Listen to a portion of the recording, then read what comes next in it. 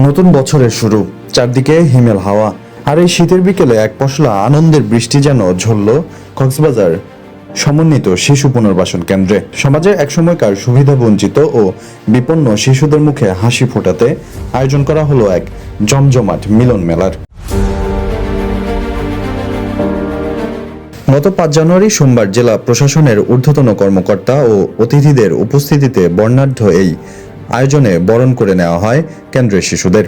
প্রধান অতিথি হিসেবে উপস্থিত থেকে শিশুদের হাতে ফুল তুলে দেন কক্সবাজারের অতিরিক্ত জেলা প্রশাসক ইমরান হোসেন সজীব।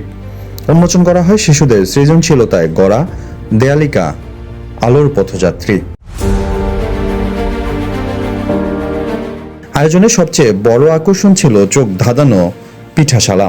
হিমছড়ি, দরিয়ানগর, সোনাদিয়া দ্বীপ, কুতুবদিয়া বাতিঘর ও পাটুয়ারটেক এই 5টি স্টলে সাজানো ছিল গ্রাম বাংলার 87 রকমের ঐতিহ্যবাহী পিঠা। হৃদয়হরণ দুধপুলি নকশা পিঠা থেকে শুরু করে বিরল সব নামের ও স্বাদের পিঠার সমাহার বিমোহিত করেছে আগত অতিথিদের। শুধু পিঠা উৎসবই নয়, নতুন শিক্ষাবর্ষের বই পেয়ে উচ্ছ্বসিত শিশুরা। 200 শিশুর মাঝে বিতরণ করা হয়েছে শীতবস্ত্র ও কম্বল। পাশাপাশি কৃতি শিক্ষার্থীদের হাতে তুলে দেওয়া হয় বিশেষ সম্মাননা ক্রেস্ট। সন্ধ্যার আকাশে যখন আতশবাজির রোশনাই, তখন কেন্দ্রের প্রাঙ্গণ মুখর হয়ে ওঠে শিশুদের নাচ ও গানে। তাদের পরিবেশনায় ফুটে ওঠে গ্রাম বাংলার ঐতিহ্য। এরপর রাতের বিশেষ আকর্ষণ তাবু জলসা শিশুদের জন্য তৈরি করে এক রূপকথার পরিবেশ। মূলত নতুন বছরে এই শিশুদের একটু আনন্দ দেওয়া এবং তাদের মনে আত্মবিশ্বাস জাগিয়ে তোলার জন্যই আমাদের এই ক্ষুদ্র প্রয়াস। 2015 সাল থেকে আমরা এই বিপন্ন শিশুদের মূল স্রোতে ফেরাতে কাজ করছি।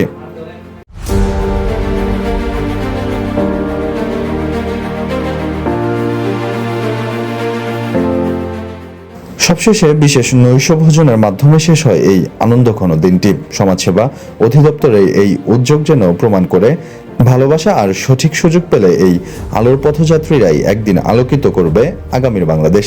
নিউজ ডেস্ক, কক্সবাজার কণ্ঠস্বর।